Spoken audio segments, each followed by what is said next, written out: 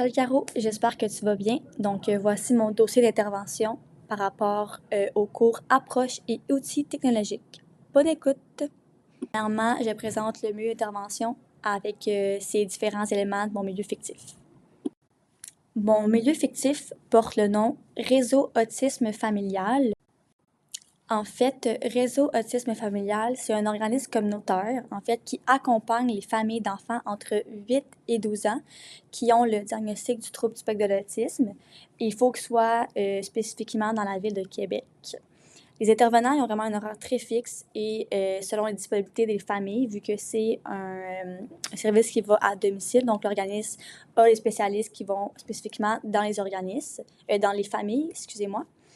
Mais il faut quand même qu'il y ait une structure qui est entre 8h et 16h le soir. Bien sûr, les TES ou les autres spécialistes peuvent travailler selon les disponibilités de la famille. En fait, c'est ça un de nos buts. Dans l'organisme, il y a plusieurs professionnels. Il y a bien sûr les TES qui sont spécialisés en autisme.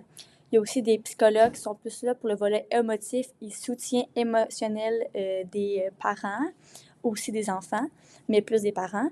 Et aussi, il y a des récréologues qui sont plus présents pour l'aspect créativité des activités pour donner du répit aux parents.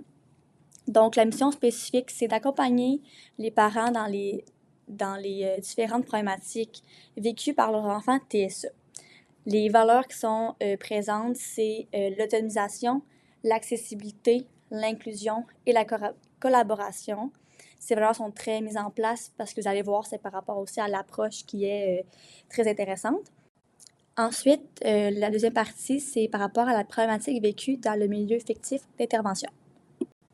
Avant de commencer, plus spécifiquement, ma problématique, c'est le manque d'outils soutenant les parents d'enfants TSE lors de la planification d'un voyage. Donc, la problématique est vraiment présente dans la société, puisqu'il y a peu de personnes qui comprennent réellement c'est quoi les besoins et les caractéristiques d'un enfant TSE en voyage.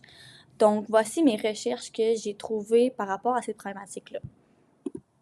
Donc, premièrement, la première ressource que j'ai trouvée, c'est sur les imprévus et les changements. Donc, un enfant ayant le trouble du spectre de l'autisme a de la difficulté avec les imprévus, donc les changements qui peuvent arriver. Les imprévus peuvent les mettre en colère et créer des situations d'inconfort pour eux ou pour les autres. En fait, une personne qui a le trouble du spectre de l'autisme peut réagir fortement à des imprévus, donc ça peut rendre les autres personnes autour de elle de manière inconfort. Deuxièmement, l'anxiété est souvent associée au TSA et en lien avec le manque de compréhension de son environnement. La sensibilité sensorielle et émotive, les changements ou la peur de l'incompréhension peuvent être des causes. En fait, ici, c'est très important d'outiller l'enfant à être confortable dès la préparation de son voyage jusqu'à son arrivée à sa place qu'il va aller voyager. Donc, troisièmement et dernièrement, certaines personnes autistes sont hypersensibles au bruit qui les entoure. Ainsi, ils ont une intolérance au bruit. Pour les personnes neurotypiques, il y a un bruit qui peut sembler banal, mais pour une personne TSA, ce bruit peut être extrêmement dérangeant. Ainsi, avec ma problématique, dans un avion, les bruits peuvent être difficiles pour les personnes TSA à entendre. Donc, imaginez pour les enfants TSA, ça peut être vu vraiment différemment et ça peut être amplifié.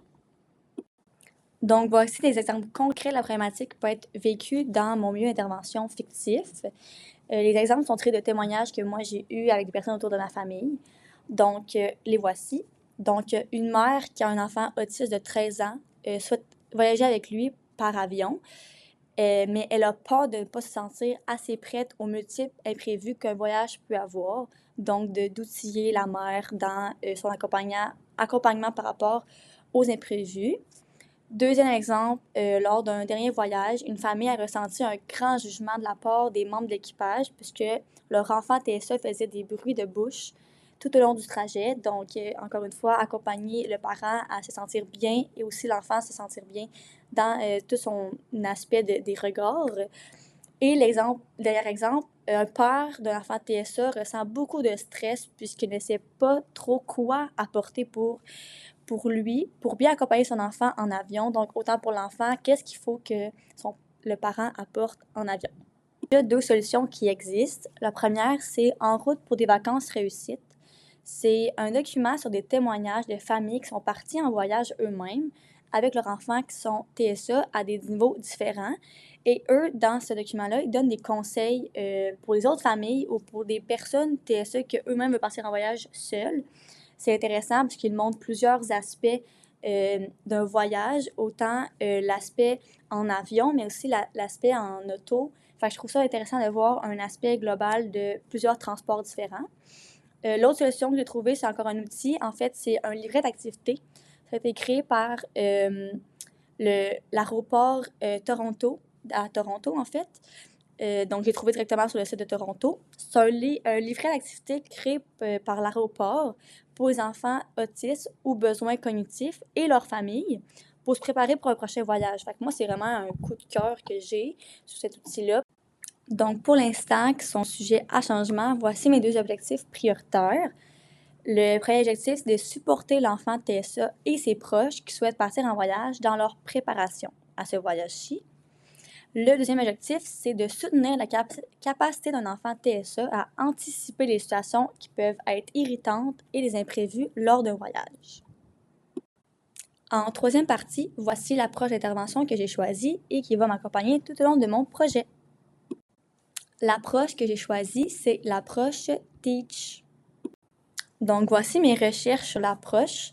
En fait, l'approche TEACH ne s'intéresse pas à la modification du comportement, mais plutôt à la réussite des apprentissages. Donc, il y a beaucoup de renforcement positif dans cet aspect-là. Elle a pour but de développer l'autonomie de la personne autisme par la structuration et la compréhension. Donc, il y a vraiment une création d'outils qui permet à l'autonomisation de la personne autiste. Ma deuxième recherche, c'est que l'approche utilise des outils de repères visuels et temporels qui permet à l'enfant de maîtriser son environnement. Donc, les outils sont vraiment pour la personne. Donc, les outils peuvent être sous forme de photos, pictogrammes, dessins, écritures, etc. Mais sont vraiment adaptés à la personne et c'est vraiment une banque d'outils qu'une personne va créer, mais en lien avec l'approche TEACH. Aussi, les parents d'enfants autistes jouent un rôle essentiel dans la mise en place et dans le fonctionnement de l'approche TEACH. En fait, les intervenants tiennent grandement en compte l'expertise du parent, puisque c'est vraiment lui qui est dans le quotidien à 100% de l'enfant. Donc, les parents sont très essentiels là-dedans. C'est pour ça que c'est important qu'il y ait une mise en commun des outils.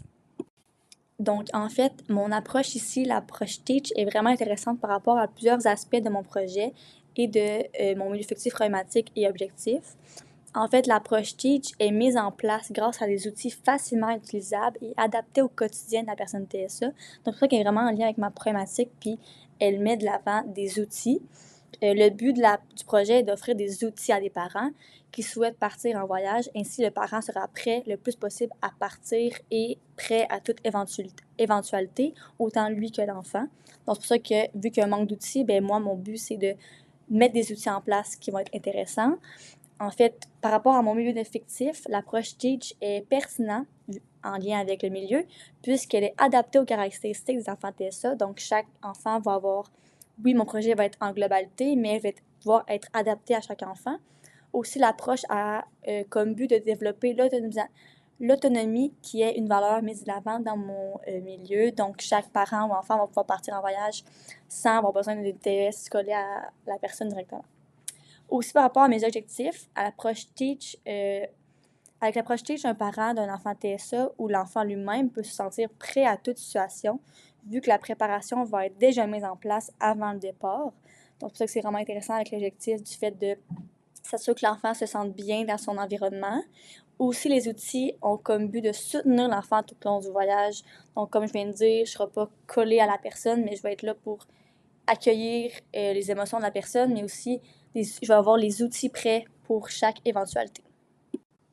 Maintenant, voici des exemples concrets de l'approche TEACH. En fait, ces exemples sont tirés de mes stages en lien avec mes valeurs. Première valeur, c'est l'autonomisation de l'enfant TSA. En fait, dans mon milieu de stage final, qui était en adaptation scolaire avec les enfants autistes, j'ai trouvé pertinent que chaque enfant avait sa propre espace de travail avec ses outils personnalisés. Donc, de rendre l'autonomisation de l'enfant, c'est vraiment en lien avec mon stage que j'ai eu. Aussi, la collaboration de l'entourage de la personne TSE. Dans mon stage final, encore une fois, les intervenants et la professeure qui accompagnait l'enfant étaient souvent en contact avec les parents dans le but de montrer une globalité puis bien mettre en place les outils, les stratégies d'intervention, autant à l'école qu'à la maison. Finalement, dernière valeur, c'est l'inclusion des enfants TSE. Donc, à mon stage, le secteur régulier et le secteur adaptation scolaire ils étaient séparés dans l'école. Ainsi, je trouve ça important que des outils déjà préparés pour que l'enfant se sente inclus peu importe où il va. Donc, quand il va en voyage, c'est important que tout le long de la préparation, puis rendu aussi à l'aéroport, se sente inclus et accepté par les autres personnes. Finalement, il n'y a rien de parfait dans la vie, il y a toujours des contraintes qui peuvent arriver. Donc, 2 contraintes par rapport à l'approche. Premier, c'est qu'il y a un manque d'adaptation, donc que les outils soient mal adaptés. Précisément, les outils doivent être bien adaptés à l'enfant et au contexte de la famille. Ainsi, s'il y a un changement de dernière minute qui se passe, le parent il peut se sentir pas bien et pas savoir comment réagir, et ainsi créer plus de stress autant pour lui que pour l'enfant. Donc, il faut vraiment qu'il y ait une bonne adaptation de tous les outils. Ensuite, de trop faire d'outils, ça peut vraiment être... Parce que oui, Teach, ça permet de faire les outils, mais d'en faire trop, c'est pas bien. Donc, l'approche Teach est mise en place grâce à des outils, mais l'intervenant peut vouloir tellement en faire pour s'assurer que tout se passe bien, qu'il soit bien accompagné, mais au contraire, l'enfant peut être surchargé par le nombre d'outils qu'il y a. Puis le but ici est de soulager le parent et l'enfant lors de la réparation du voyage, donc de ne pas en mettre trop. Donc, merci Caro pour ton écoute et bon vol!